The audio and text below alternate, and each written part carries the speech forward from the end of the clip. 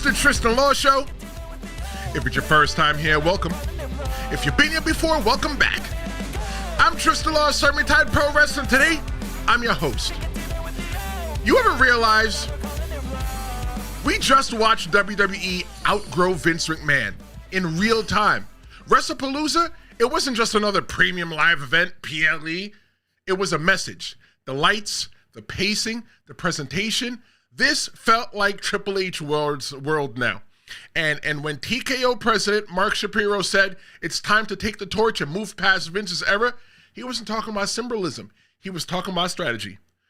Today, Jess and I, we are breaking it down what it all really means from Wrestlepalooza's impact to the ESPN deal, how WWE's entire identity is shifting right before our eyes. And that start with what everybody still wants to talk about, Wrestlepalooza. Jess, the Captain, what's going on today, girl? Hi, Trish. Hey, family. Hello, and welcome back to the great Tristan Law Show.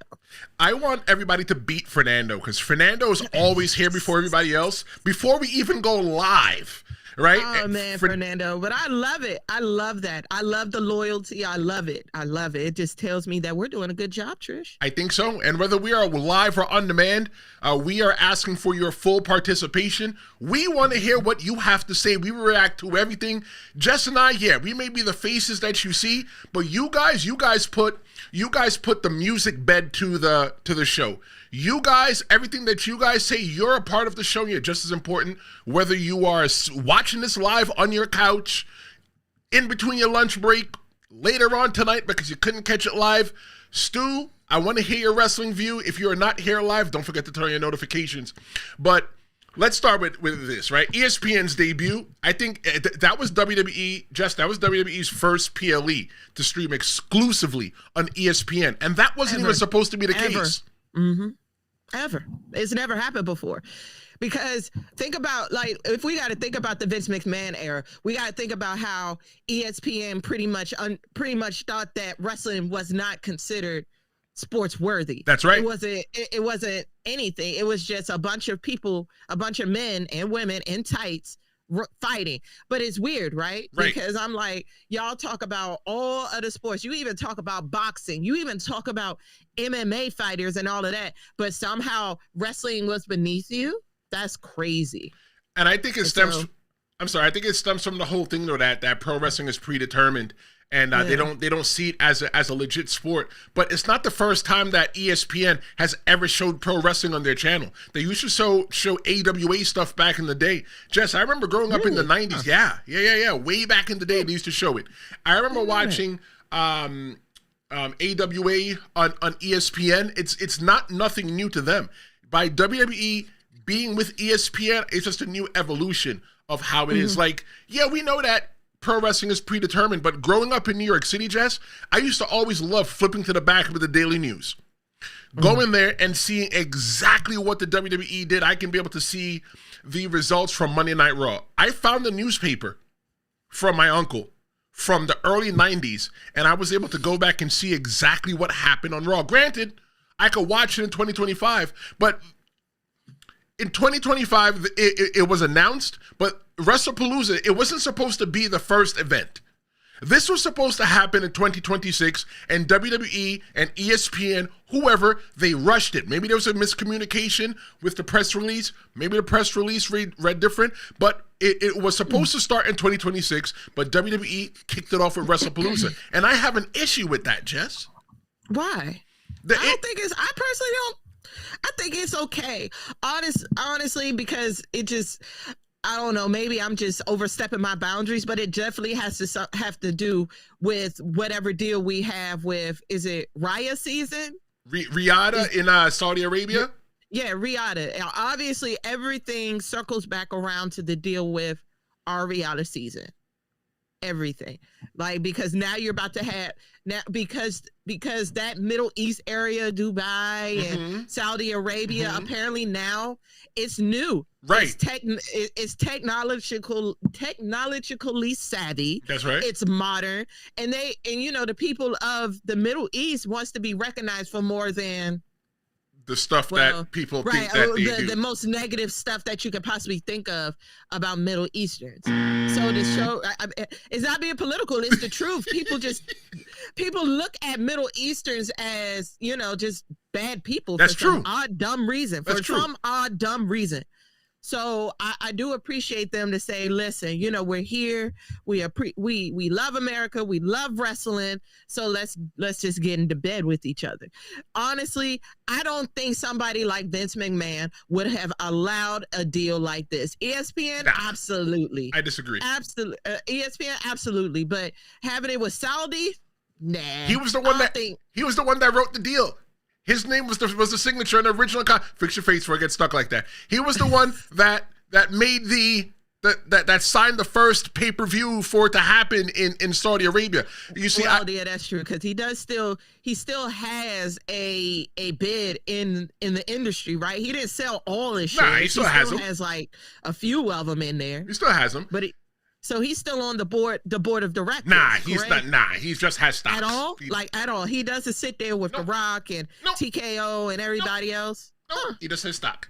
But the issue that I have with the whole ESPN thing, Jess, is that, and Fernando, I see your message, I'll get to it in a second. The thing that I have with the whole ESPN thing is that I felt that it was rushed. I still don't even understand Too Tough How to Watch. Granted, I watch in the UK, mind your business. I don't understand Too Tough How to Watch. When it was coming out, I felt that the WWE network, it was a much smoother rollout in how to watch. Going to Peacock was a much smoother direction on how to watch. But now with the whole entire thing, it's like, well, if you pay for cable and if you get this package, but you pay for Hulu Plus and, you get ESPN, you might be able to watch the PLE. I'm not sure. Just log in and try go to this website. And those are some of the things that I feel that with Vince McMahon not being behind the helm anymore, it's not easy for people to try to figure out how to watch. Well, maybe not easy, Trish, but you definitely have more options.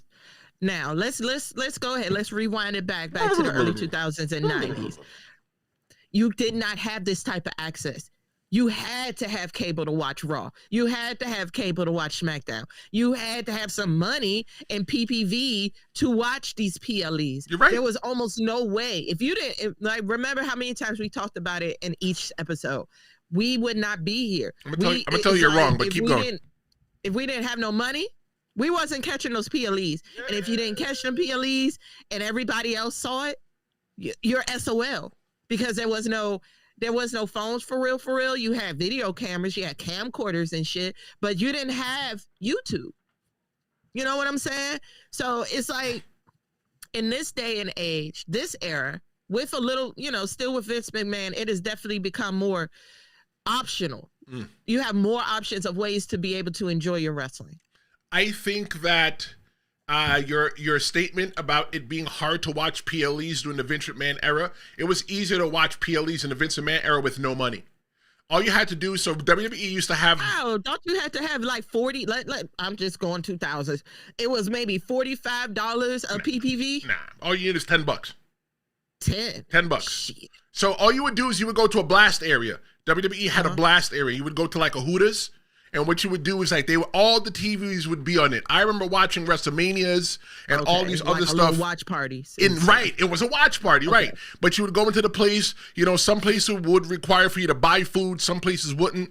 I've been to bowling alleys to watch it and different stuff like that with friends, depending on where I live. But let me show Fernando some love. Fernando says that WWE's already moved on from Vince McMahon when they forced him out of the WWE, changing the names of the PLE. It means nothing. It's just a lame publicity stunt. If it's not broke, don't fix it. What do you feel about, thank you for your comment, Fernando. What do you feel about WWE making some of the changes to the PLE, Jess, like Fernando's talking about? I got to disagree. I got to disagree with him a little bit.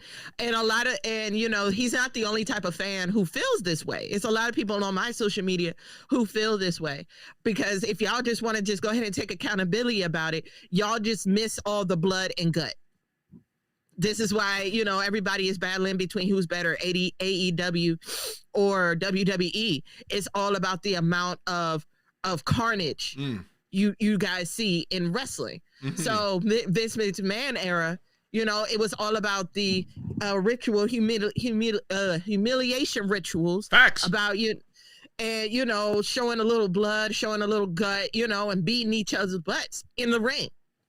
Now Triple H, he thinks about all fans. Mm-hmm. He's thinking about that 12-year-old boy down there. He's thinking about that 7-year-old girl down there. You know what I'm saying? Mm-hmm. That's it's a little much to take in when you are I'll say K through 8. And if y'all don't know what K through 8, that's kindergarten through 8th grade. So now, high school is a little more easier to like process violence. It's easier to process violence, but with a middle schooler and an elementary schooler, it is so their minds are still learning things, so they're going to start copying things. Remember how I was talking to you guys and Cheyenne, and how a lot of kids back in the day when we was growing up would actually try to perform the wrestling moves or things like that, but because they're not trained or because they don't know how to fake it, because they think this stuff is real, now they're hurting each other. True. So I think though, when it comes to the names though, I feel that like I feel the sentiment that Fernando has, that if it's not broke, don't fix it. You know, I do agree that there should be some kind of evolution and stuff like that in the realm of, you know, the pay-per-view names and stuff like that. But I also feel that, well, I don't feel, I strongly believe, I know the reason why WWE had to change to become, you know, less violent. And the reason why they had to become less violent is because they were looking for that money. You know, they wanted the big people to spend money, you know, on them. You know, Fernando also said that changing the name of the PLEs will not bring more viewers to the WWE. And I think what they're probably kind of trying to do is get rid of, you know, the Vince McMahon era. Because the way it used to be, just the first pay-per-view, the first big pay-per-view, I'm not counting, you know, all the other ones that happened, you know, WrestleFest and all the other stuff. What I'm looking at was the first one. You're talking about stuff like Hell in a Cell. Nah, girl, it was way before that. Let me tell you how it worked. So the way it worked was that you'd have WrestleMania, and then you had Survivor Series, then you had... So you didn't even have Backlash yet? No, you didn't get those till like 9. So, okay, so you had the core 4. You had WrestleMania, SummerSlam, Royal Rumble, and Money in the Bank. No. No Money in the Bank yet? No. Wow. And you see, and that's how we know that Jess is not even an old school fan. And we had Survivor Series. I am a newbie. Survivor Series, the Rumble, WrestleMania, and SummerSlam. Those was the core 4. So then WWE used to show pay-per-views once a quarter. So then they started bringing in Your House. So it was like In Your House 1, In Your House 2. And then they started putting names to it. In Your House Mind Games. In Your House Beware of Dog. In Your House Backlash. In Your House No Mercy. And then they dropped the In Your House. And then they started just going with the pay-per-view names. Money in the Bank, Hell in a Cell. Those were individual Elimination Chamber. Those were individual matches that happened in the WWE.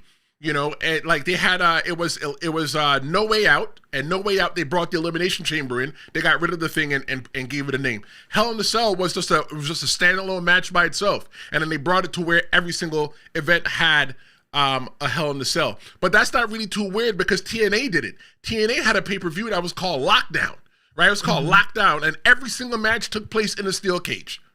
Every single match. So I feel that by WWE, they kind of themed the pay-per-views too much, and they built it around the theme instead of building it around the stories. But when you look at Triple H, though, in 2025, you know, his creative fingerprint is everywhere. You know, everything, in my opinion, I feel like pro wrestling has it feels big fight sometimes. You know, like John Cena versus Cody Rhodes at SummerSlam at MetLife Stadium, night 2. It felt like big fight, and I'm getting goosebumps thinking about it, right? And we're still seeing good. It felt good too. It sure was, and we still have the long-term payoffs from there, you know. But looking at, you know, Brock Lesnar showing up at Wrestlepalooza, destroying John Cena. To me, that's a symbolic reset of the era. It's like, all right, fine, you know, maybe John Cena was Vince McMahon's guy, maybe Brock Lesnar is Triple H's guy. I don't know. Cupcake is here. Look, because with Brock Lesnar, we know the man's a beast. He's the beast. He's a great wrestler. Great. But them allegations, bro, woo. Let's just hope it was some bull stuff. You know what I'm saying? And because they thought, because he was technically Brock was considered Vince's guy, right? And you know how y'all know how y'all are about women as well. Birds of a feather flock together. So he assumed And women assume maybe not. Maybe it was true, but he's back now. And obviously those allegations had some cracks in it. If you're able to come back. Yeah, if they would put him on TV, the allegations are probably not that strong. And at least not on him. Not on him. So Mark Shapiro, the president of TKO, which owns, UFC, WWE, the bullfighting, and whatever else they decide to buy this week, he called Wrestlepalooza a super franchise. And to me, that's proof that they're building a whole new intellectual property. Let me ask you this question, Jess. And I'm going to ask every single person in the chat right now. Everybody stay in the chat. I'm going to ask you guys, and I'm asking you too as well too, Jess. Here's the question. Was Wrestlepalooza, in your opinion, the start of WWE's next boom period? It could have been so much better. I liked it. I liked it, but it was little fireworks. You know what I'm saying? I was looking for 4th of July fireworks. You know what I'm saying? We got some mini fireworks, like, your favorite football team won the Super Bowl type fireworks. I thought we was going to get boom, bop, bing, bow, wow, wow. You know what I'm saying? We was going to get what? Oh, yeah, my little bing, bop, boom, bop, bam. The type of shit you wouldn't understand. I don't even understand it. You make my back hurt. Stop. Shout outs to Kendrick Lamar, y'all. Oh, okay. I'm about to say, y'all know who I just quoted just now. But anyway. So do you feel that... Like back to Wrestlepalooza, it could have been so much more. For people to say that SummerSlam was much better than Wrestlepalooza, should have told them something. And it wasn't about the ESPN thing. Well, I'll say 40% of the reason was because, y'all told everybody, hey, look, you confused everybody and say, yeah, you had to have ESPN Plus, period. You know what I'm saying? You just had to have it. You didn't tell people that, oh, well, if you have the whatever Disney Plus did, if you got that little bundle, then you're good. You know what I'm saying? If you got Fubo, you're good. They didn't really explain that, yeah, you have to have ESPN Plus, but you just had to have a certain form of ESPN Plus. You didn't have to have ESPN Plus, the app. You could have went in any sort of way. But of course, people was like, man, why did I have to do that? Why did I need to pay an extra $30? Because that was actually very true, you guys. If you didn't already have it, it was definitely an additional for Disney Plus, it definitely was an additional $20 on top of your $20.99. So let's see what everybody in the chat said. The question was Wrestlepalooza the start of WWE's next boom period? So let's go to the chat. We'll run into that real quick. Just want to make sure we give him some love. Cupcake pointed out. Love that Cupcake is back. Haven't seen her in a while. What's up, Cupcake? Cupcake says King of the Ring. She was calling out some of the classic PLEs. That eventually became one.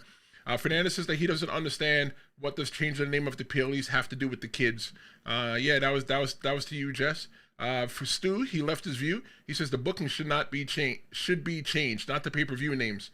Cupcake says to the question, was Wrestlepalooza the start of WWE's boom period? She says no. I agree with her. I feel like we've already been in that boom period. But to answer, I would like to answer Fernando's question if I can. Go ahead. So I don't mean to say, maybe I should rephrase what I'm saying. No, the name of the PLEs is not about the children. No, but the strategy of WWE as an industry has to do with the kids, if you understand what I'm saying. I agree with that. Because, once you realize that a lot of the audience was actually a lot more kids than adults than anticipated, you got to adjust. But WWE built that. You know why? WWE built that. You know why? Merchandise. The toys. They built it for the toys. Adults buy toys too. Adults stuff. buy the belts as well too. But they built it more for the kids, right? Because for me, and I always say that I have a really bad habit. And my really bad habit, I'll out myself right now. Here's my bad habit. My bad habit is that I walk into Walmart and whatever my kid wants if he's good and I feel like he's deserving, I don't even look at the price. I just buy it for him. I bought an $8 basketball for him the other day, and it was a little styrofoam thing because he can't find his little basketball that he shoots hoops with in his house. So it's like, because of that, imagine if my son said to me, "Hey, I want to go to WrestleMania." Damn, bro, we can't watch on the TV though. All right, no problem. I'm going to try to find a way for him to go to WrestleMania, and obviously, he may have a friend that may want to come as well too. All I'm saying is that I spent a good amount of money to go to John Cena's last match. Oh, you going? My God. Oh, I am going. And my godson, my godson doesn't know, you guys. My godson doesn't know. He doesn't watch the Tristan Law show? It is his Christmas present. He's never been, but he wants to go so bad. You know when my birthday is, right?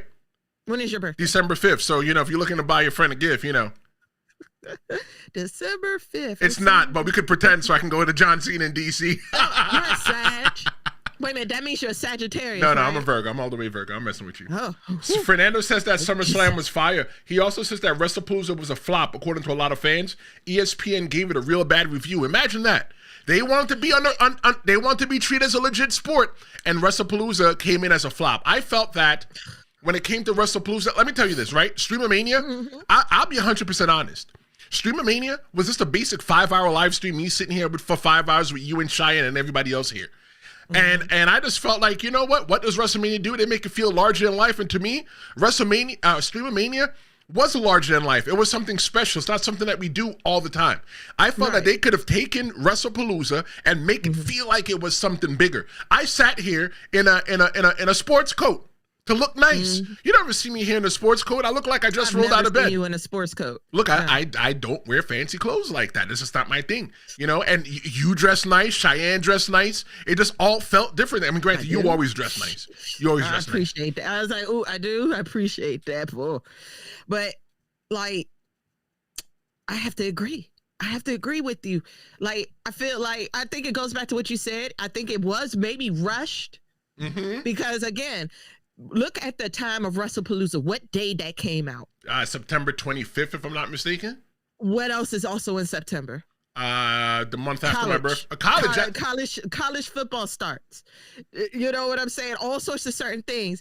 And because, the wrestling fan community, we are big. We're huge, but not as big as football community. I agree. Not as big as the baseball community and the basketball community. The people who are pretty much, they live their life on ESPN. So when they looked on ESPN and they saw wrestling, there was like, excuse my French, but what the fuck is this?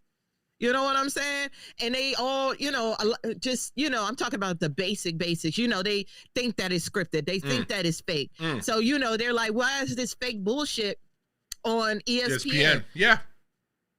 But, they don't know what we know, Trish. So Maria says that you are the best godmother, but Maria also says that we had a boom period during the Roman Reigns era, and we are on a down period right now, in my opinion. But hold on. Stu also said that the boom period started WrestleMania 40, but it's so hard to keep up that momentum. I have a comment about that, but it feels like you have one as well, too. Go ahead, Jess.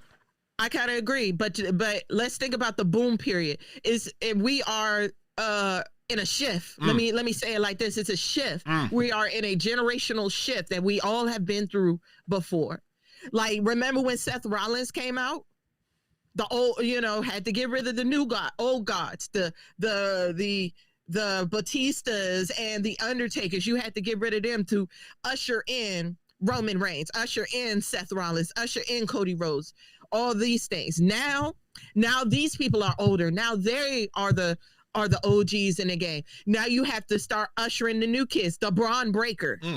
You know what I'm saying? Maybe give LA Knight his due diligence. The Penta, maybe not Penta, but what's the other one? Dragon Lee. The what's that tag team? What's that one tag team? The Axiom? Fraxium. Oh, Fraxium. Yeah. Usher them boys in because y'all saw that. Did y'all see that on SmackDown? Yeah, hold on, a little side 30-second bar, bro. Go ahead, you got 30 seconds. Matt coming back.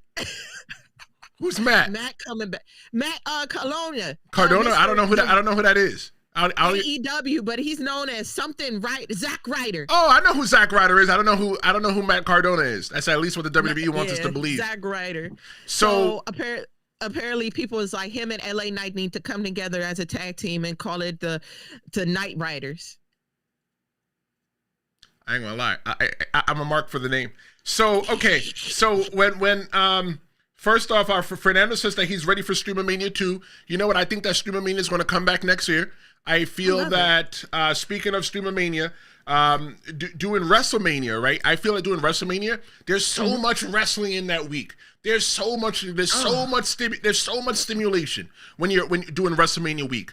You've got Raw, you've got SmackDown, you've got the Hall of Fame, you've got NXT, you've got 2 nights of WrestleMania. That's 6 days worth of wrestling, and I'm sure they throw a 7th day in there, somebody doing something, and then you have all the videos you can watch on YouTube. You can watch the live stream. You have WrestleCon. There's just so much going on in the WWE in pro wrestling. WrestleMania has turned into the nexus for pro wrestling one time a year, every single spring. And then it just feels like, okay, so after the Royal Rumble, it feels like we kind of like light jog until the Royal Rumble. Like right now, like literally in 2 months, a month and a half, we're getting the Royal Rumble. I know, right? We're in a light jog right now. And once we get to WrestleMania, we're already at Survivor Series. I'm like, wow. And like, I remember we were just talking about Money in the Bank. So I was like, whoa, this time is flying. So then right after Royal Rumble, we start to pick up the pace. Then when we get to Hell in the Cell, right after Hell in the Cell, it feels like we're in a breakneck speed to WrestleMania. Then after WrestleMania, I call it pro wrestling hangover. We have a hangover because we consumed so much wrestling. But to understand why everything matters, we have to understand what WWE right now is leaving behind.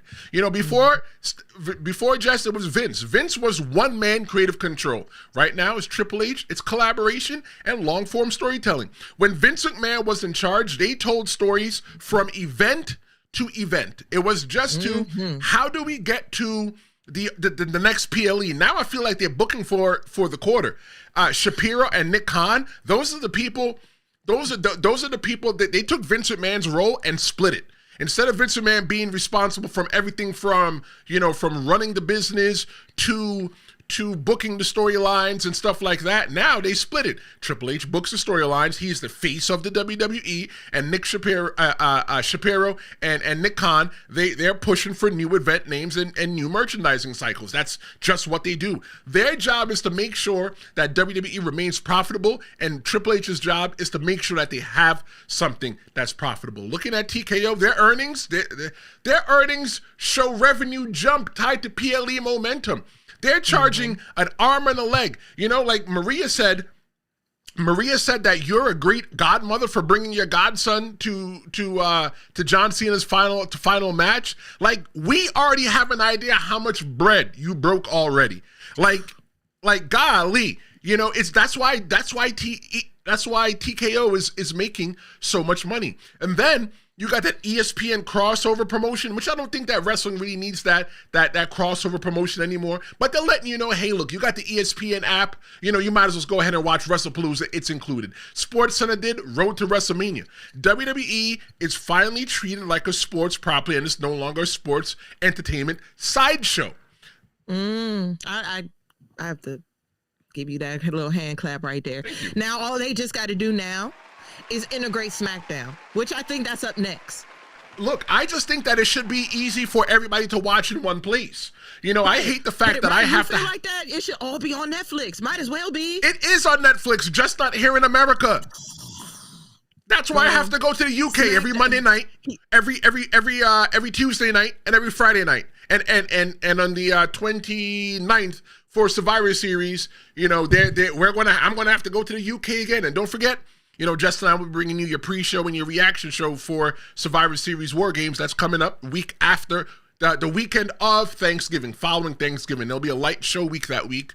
But the thing is, though, is that I think that Triple H's long-term storytelling, it already outshines the last 10 years of Vince's era. Tell me that I'm wrong. I can't. Like most of the storylines so far, it survives at least 3 weeks, almost a month. Like, think about it. How long has Drew McIntyre been beefing with Cody Rhodes? Since Jesus was a child, and he was a child a very long time ago. How long? So it's like, bro, that story is still going on. Still going on. Wow, what other story is still going crazy right now? We had the Seth Rollins story, and everybody was complaining that Seth Rollins was doing, he was doing too much, as the kids would say. He was doing too much. But I think that it all worked, that because the way that the WWE books now is that when somebody like Seth Rollins drops out, they have another name that they can immediately plug in. If they needed another babyface right now that could be the champion, if it wasn't Cody Rhodes, they can immediately plug somebody in right now. Yeah, sure could. Actually, honestly, that's why I was saying it's almost time to usher in the new. It's time to usher in the new generation. It's time to usher in Javon Evans. Time to usher in Carmelo Hayes. Time to usher in Trick Williams and Omafemi and Ricky Sane and Ethan Page and all these new cats that are just coming around and stuff. It's time to usher in those main eventers because,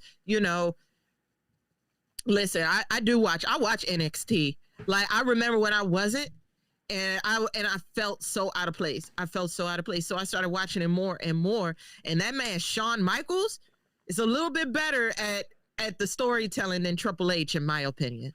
Just a little. But I think that NXT at one time fed a different audience.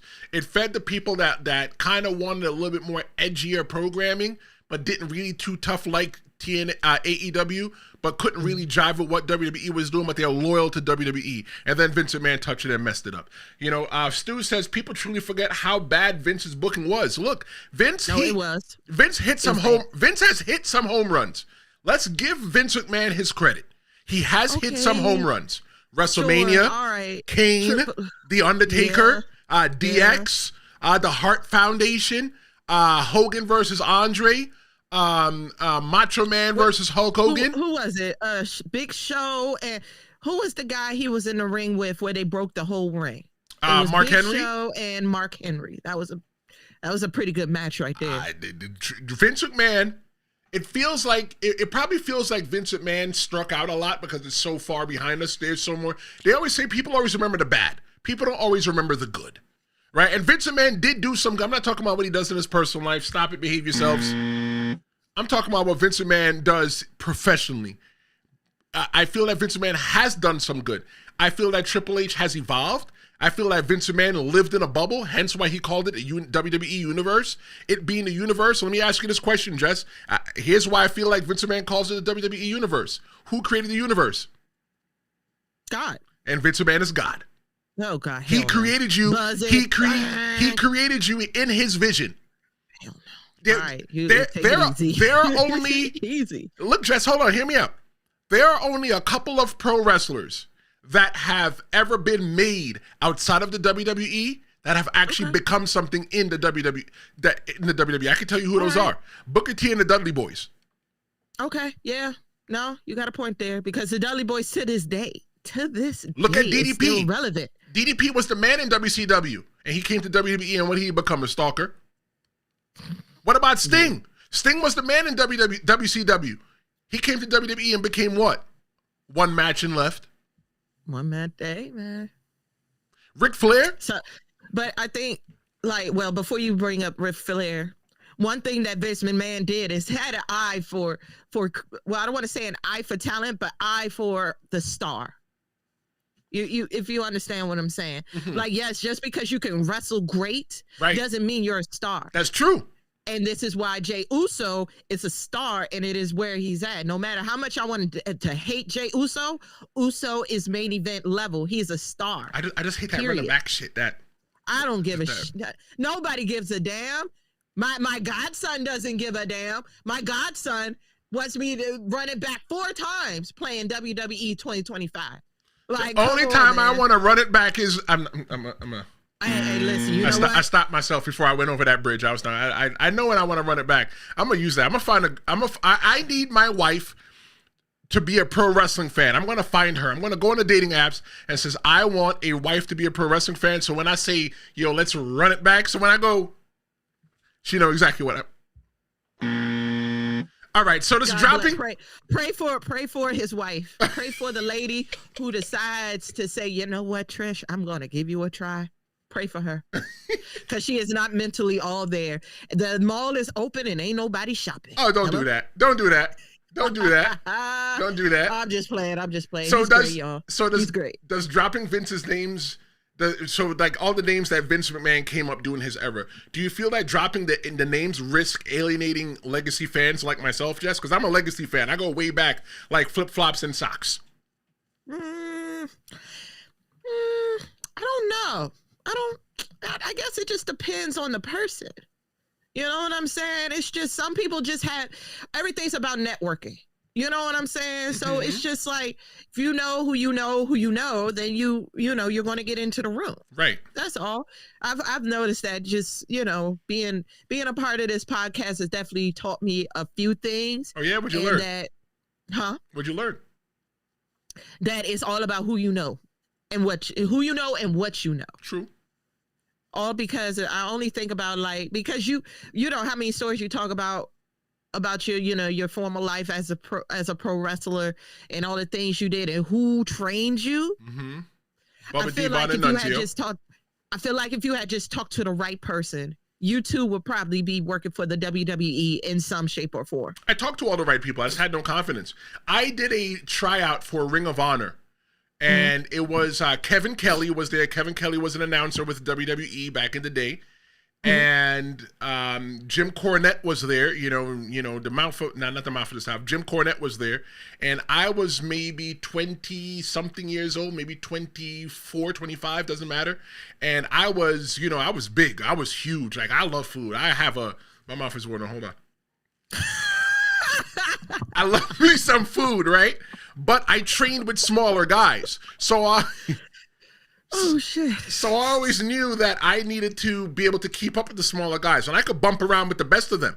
So I went to I wrestled a match, and Jim Cornette said to me, "Kid, you're good. For a big guy, you're really good." He goes, "Do me a favor.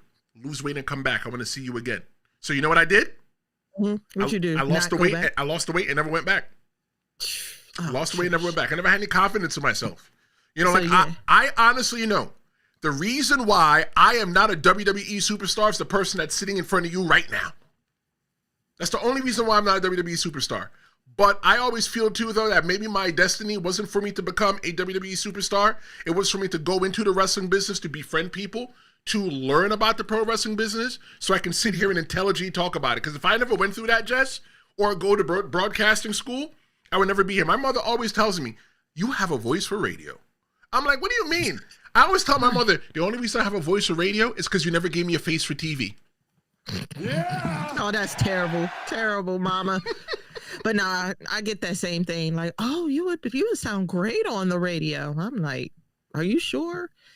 Because I'm like, my voice is elevated and loud and stuff. I'm like, "Are you sure you just don't want me on a bullhorn telling, we want rights, fight the power?" You could do that too. Like, no.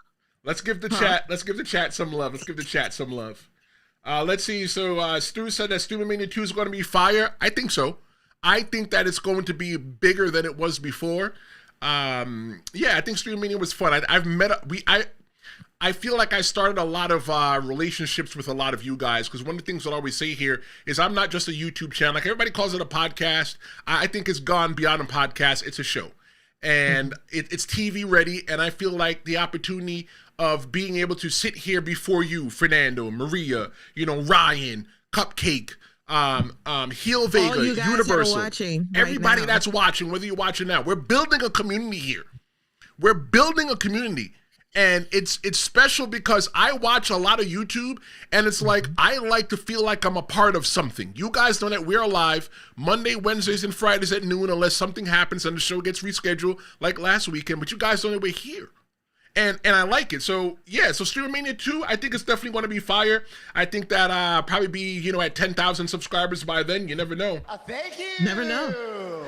Maria says that WWE gets popping again around Survivor Series and rides the wave through Mania. Okay. Stu says... she thinks Survivor Series is where he gets it popping? That's interesting. Stu dropped his view. He says, you're naming stuff from 30 years ago, Tristan. I am. And make sure you check out Stu's channel. Stu, you need to start dropping more videos so I can watch what you're doing. Bro, I'm telling you, I watch YouTube. I saw you dropped a short about SmackDown. Make sure you guys check it out. Stu's view on wrestling. I checked out his channel. I like watching his shit. It's different. Oh. I'm about to say, just a sidebar, because remember, that's what Fernando was talking about, the changing the names. So, or how about it was just too many names? How about they didn't really change anything. They condensed all that stuff into one big PLE. You know what I'm saying? Which one? So you were talking about like in-house and stuff like that? In your house? Yeah, it was in your house, something else. Right. If you ever think about it, most of those, except for like what you said, you did definitely say Backlash, so I'm gonna take Backlash out. A lot of those matches ended up being in one big PLE. But you know, with Survivor Series, they went back to that.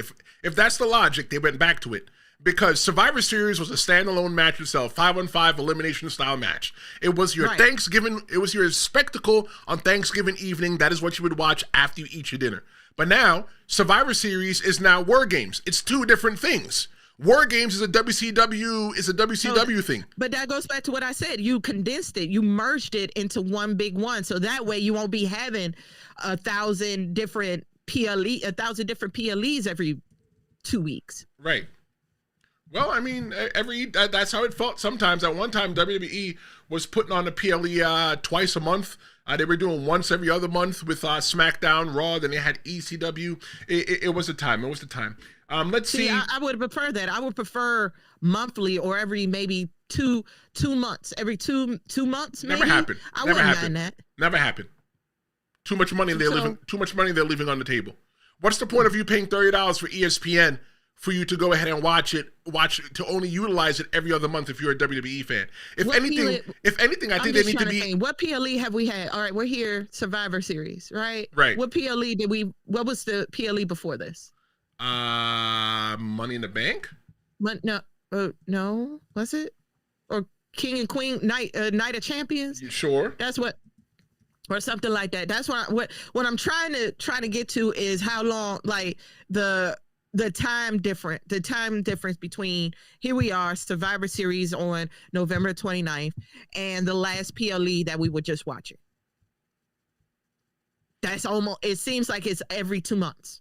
We get a PLE. Well, we feel like we get so much. It was Crown Jewel. Crown Jewel is probably the real one, and then they had was it Elimination? No, it was No Mercy. No Mercy was NXT. They had Wrestlepalooza. So yeah, I think we haven't really gotten that much. But I feel like WWE at this point they need to start adding more value to them. So I think essentially they need more PLEs.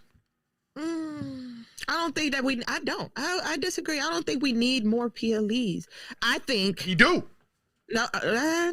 I think what they're doing right now, extending Raw and extending SmackDown, is what we needed. No. Now we get Raw an extra hour, and soon we will get SmackDown an extra hour. Nah. Jess, I don't want to sit there and watch TV so long. I really don't want to sit there for 3 hours and watch SmackDown. When SmackDown was... Trish, that's some BS. How are you going to sit there and say you don't want to watch SmackDown for 3 hours, but you sit there and you watch that PLE for 3 hours? PLE in 3 hours. PLE is 2 hours and change. Same thing. No, it's not the same thing. The post show, it's the same thing. Well, I'm watching a post show usually while I'm doing other things. I don't have to sit there and physically watch the post show. I listen to the post show. Sometimes I may put the AirPods on and walk around the house and do something. Or you know what? I may watch the post show while I'm preparing for another show or putting together an idea. But I think that WWE needs more shows. I think I don't think they need more shows. If you're not going to give more shows, then definitely make some, not all, some of the matches longer. You got longer run time. That means some of these matches are going to be longer, or you're adding an extra match. We get at least 4, about 4 to 5 matches every night, each week, right? Now something is like Jade, what was it, Jade and BFAB the other night? Right. Maybe the Jade and BFAB, Jade and whoever's next will be longer. Well, I don't know. I think that the way that WWE is doing stuff now, with the new Super Show model, because like the way it used to be back in the day was WrestleMania. It was the 1980s TV spectacle. That's the same way that Streamomania was. You know, it felt like a spectacle. It felt larger than life. It felt can't miss. All my friends and family kept saying to me, "Oh my God, you got Streamomania coming this week. How do you feel?" I feel nervous. I've pooped 4 times, and before it started, Jess, for Streamomania, I was walking circles around the house. I think I walked a circle into the floor, you know, and that's how nervous it was. It felt like a spectacle. Wrestlepalooza, though, it felt like almost like a streaming festival. That's how it almost feels with WrestleMania today. It's a streaming festival. Now, you know, we used to get one night. Today, we're getting multi-night, multi-energy, and it's a global brand language. WWE is leaning on international markets like Paris, Berlin, Perth, because those fans, the acoustics of just going international itself is amazing, or leaving mainland United States. Look at Puerto Rico. I'm not saying that Puerto Rico is not a part of the United States. That's why I changed it to mainland. You know, when you go there, you just listen to the crowd. It makes you think that WWE is the hottest ticket. Ain't nobody making that much noise on the NFL. Ain't nobody making that much noise when you're watching when you're watching basketball, the NBA. But when you watch soccer internationally, they are singing in the stands. My God, soccer, my God, my Lord, I makes me feel so small. That them fans make us look small. And every single PLE that has been out international, especially like Scotland, right? What Dublin? Oh, I gotta do the solo face like. Like, oh my God! Like, what are we doing in the States? Like, why are we so weak? It's not that we're weak. It's just how we consume our wrestling. When you watch Japanese wrestling, I challenge you to watch Japanese wrestling. They sit there very quietly, and then when they see something they like, they go, "Oh," and then they clap. For us, we're chanting, "You suck." You know, your mother's terrible. You you look stupid. But when you go internationally, everybody's arms in arms. Everybody got arms around each other, and they're going, Cody Rhodes. I don't know if that's what they say, but that's what they be chanting. You know, but they're chanting. They're having fun. Cody Rhodes. Right. That's how it goes. And they're all arm in arm chanting it in their gear, and that's just how it is. But I feel like with WWE now, with the way that their merch is, that the way that their media is, the way that the lifestyle is, I think that WWE wants to feel like Coachella. I said it. Yeah, why not? So why not? Why not? I think that's just who we are as Americans. We love to celebrate our athletes. We like to make them feel good or bad. It just depends on your mindset. That's just who we are. That's why we chant like we chant. That's why we're saying boos and hiss or yays or all of this stuff, because for some odd reason, we think that it helps them mentally in some shape. I don't know. I mean, to as a wrestler, yeah, it helps. It's nice to hear what everybody, has to say. You get that immediate feedback. And talking about immediate feedback, it seems like the chat is not agreeing with me right now. Maria says that we need less PLEs. There's too many. Fernando says that more shows is the last thing we need, Tristan. If we had less shows a year, the shows would feel more special, would be booked better. But I feel like for $30 a month, though, for somebody like me, I'm only a wrestling fan. I may go to a basketball event. I would love to go to an NFL event. I've been to hockey games. I've been to soccer games. I've been to baseball games. And I only go for one reason, the food, in case you couldn't tell. I go for the food.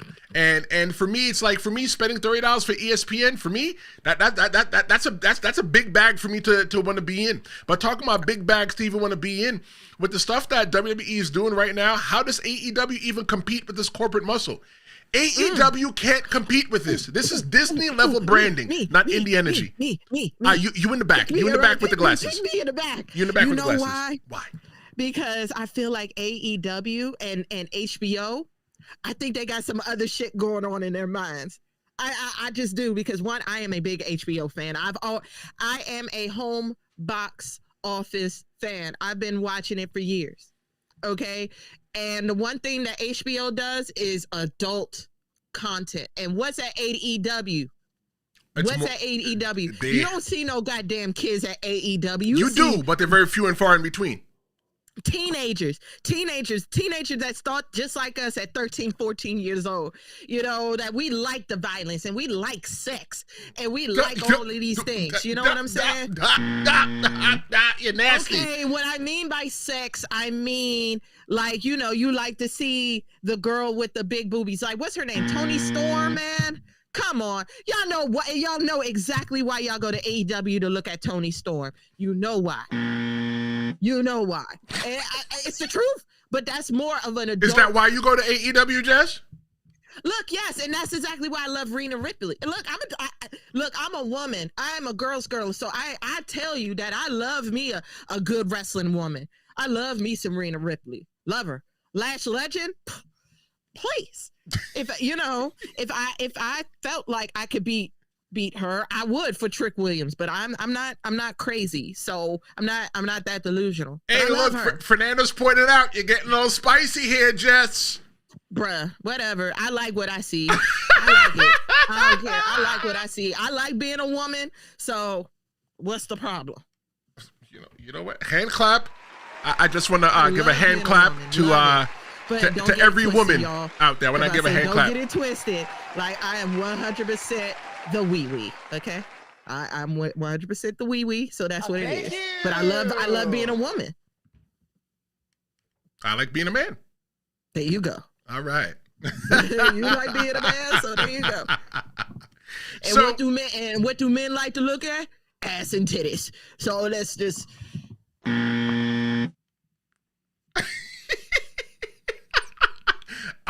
If you look at my Instagram, I like to look at food also. And yeah. All right. Women like to look at food too. We like to cook. Some women love to cook. I like to cook too. I like to eat. Man, we are so off topic. This is like the wrong show to be I think sometimes everybody appreciates it. But okay, to truly move forward though, WWE, they're not just adding, they're also cutting too. Like, okay, so fine. In 2025, we got lucky. As far as I can remember, we only had one PLE, right? But next year they got 3 planned, right? We had Knights of Champion this year, but 2026 we're getting the Royal Rumble plus 2 more. In 2027, we're getting WrestleMania. It shifts from legacy U.S. events to global stadiums. And the whole stadium fandom, and I'm going to ask you because I know you don't know, Jess, but it also adds, some conversation. Do you know when WWE started the whole entire stadium frenzy? I want to see if you can get this. When did they start going into a stadium? Where was their first event in a stadium? Televised. Televised?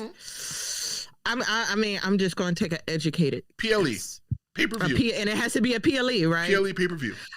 I'm going to say, I want to say SummerSlam. No. I feel like the PLE is SummerSlam. Wait, before that. They had one, Wimbledon, where Bret Hart wrestled British Bulldog. British Bulldog was well inebriated, and Bret Hart carried British Bulldog through that entire match. Bravo to Bret Hart. So it was WrestleMania 3. WrestleMania 3 in Detroit. Say, is it a WrestleMania? Usually 3. WrestleMania 3 in Detroit, and then they revisited it years later. WWE right now, they have a fresh calendar. Nights of Champions in Riyadh. They brought back Evolution, and granted, Evolution is not new because it was Evolution 2. But look how many years from when it happened to when it came back. That's what I was talking about. Because when Evolution happened, I was like, when did this happen? Yeah, when you weren't paying attention. I think we talked about it, and you was like, yeah, this isn't new. I was like, wait, what? I was like, oh.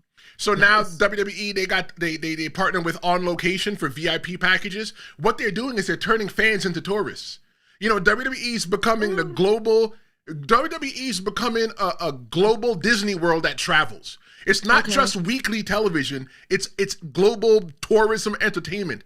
And the feeling, it was only exclusive to WrestleMania. Now it's multiple times in the year. If you've got enough money to give away, you can go ahead and, like right now I saw it. They're promoting that you can buy the money to go to WrestleMania in Las Vegas, the next one that's coming. And if you buy the VIP experience, you can walk down the ramp and pretend to be a WWE superstar.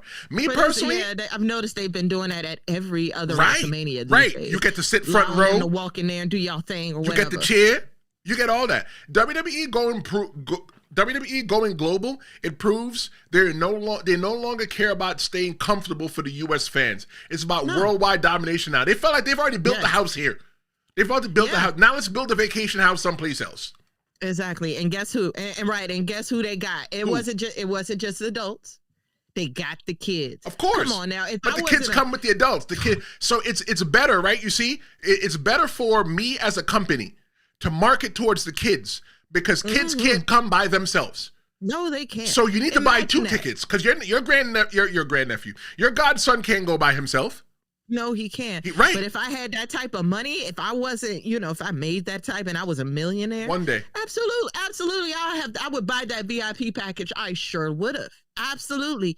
And it's, what do you say? Walk down the ring? Oh my God. There's going to be a day, Jess, I would be like the greatest person ever. There's going to be a day that WWE and other companies are going to be inviting us to come to their shows for free. And I say that not to be cocky, but I'm saying that's the trajectory that I see this whole entire thing going. Yeah, there's a lot of crazy things up here that I want to do with this whole entire channel, rebranding the channel, turning it into a network. Cheyenne having his show Main Event Conversations, which is coming pretty soon, is a part of it. There's other shows that I'm going to do later on in the line. One I've expressed with you, Jess, but I think these. Oh yeah, and recaps with me. Don't forget those. We're gonna do a recap with Jess. Just waiting for a matter of time, letting everything happen so that everything doesn't feel too crazy. But does the international push though for WWE, does it make it feel less accessible to you as fans, Jess? By them pushing to go international? As a fan, it wants me to do it more. I just, as for me, as far as me is concerned, because I'm like, I don't know. I think because I like the fandom across the sea. I do. I like what they do over there internationally, how the fans make the wrestlers feel, because it validates us as fans. Right. And because over here in America, I mean, you brought up Japanese wrestling, how, they're a little more like, I don't want to say, well, yeah, let's just say it's a strict program, they are focused on technique and the moves and things of that nature. No, we are focused on the person. We are focused on the arenas and the Jays and the Randys. It's the characters that make us show up. The characters that's who we love. Like, I think it makes us appreciate our more American wrestlers more. And, because we're the headquarters. We're the top dogs. That means they love us. So Fernando says that he doesn't need wrestling going international. He doesn't want it. For me, I think that WWE is just as American as baseball. Right. I feel it's just as American as the NFL. And the NFL went to internationally and they failed, but that's where the WWE comes in. They kind of learn from what to do. Internationally, they were in a vacuum for a long time, to where they didn't get all the shows, and now they're getting most of the shows, or it feels that way. It feels very unique and special to them. But for us, it's like, all right, well, they're not touring, they're not doing house shows like they used to. So when WWE comes to your town, you kind of almost got to go. But I feel that with that whole entire thing there, I feel that it feels less accessible to the U.S. fans. They'll go international. They know that we're still going to pay either way, and they'll still collect the money. Quickly, go ahead. But don't you think that's probably how they feel across the sea? They're like, let's just think about this. Wrestling is the one thing the entire world have in common. It's multilingual. The entire world. American football, they call it soccer. Right. Right. Their football is soccer. Right. Soccer is soccer here. Baseball is not, they don't call it baseball over there. Right. What do they call it? I think cricket. No, two different sports. Lacrosse, maybe. Nah, it's two different sports. They call baseball. That's what I'm saying. But that's what I'm saying. We don't have that many sports in common with people across the water. Well, I say this. Looking at the poll I asked, was WWE better with Vince McMahon or Triple H? 22% say it's better with Vince. 56% say it's better with Triple H. 0 say it's terrible, and 22% say it was never bad. But I'll say all this to say that when you step back and look at everything of the ESPN deal, Wrestlepalooza, the new global schedule, it's clear WWE just isn't tweaking the product. They're rebuilding it in real time. Vince McMahon, he gave the company its identity for 40 years, but now we're seeing what it looks like when other people finally get to drive that car. Triple H, Nick Khan, Mark Shapiro, they're not focused on the past. They're focused on shaping the future. And whether you love every change or not, you're still adjusting. And one thing's undeniable. WWE isn't going backwards. Wrestlepalooza, it's not just a show. It's a signal, a new direction, a new era, a new identity. And if this is the starting point, man, the next few years, it's going to be wild. Okay, hello. Triple H said, time to play the game. He's playing the game. Well, thank you so much, guys, for dropping out. For hanging out with us today. Share this with somebody. Don't make us be a little dirty secret. Call me, 973-826-0101. Email me, TristanLawShowMedia@gmail.com. Go watch something else on the channel. Go see what we do right now. The next episode's going to be back on Wednesday at noon. I'm Tristan Law. She's just the captain. And we'll see you next time.